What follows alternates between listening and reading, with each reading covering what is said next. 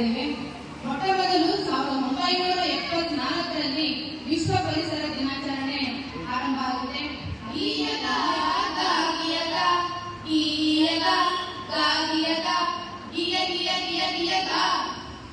ಊರ ಮುಂದೆ ಬೋರೊಂದೈತೆ ಸಾಗೋಣ. ತಮ್ಮೆಲ್ಲರಿಗೂ ವಿಶ್ವ ಪರಿಸರ ದಿನಾಚರಣೆಯ ಶುಭಾಶಯಗಳು. Our life is to save the planet and save our environment. The environmental says that we should never disuse this environment.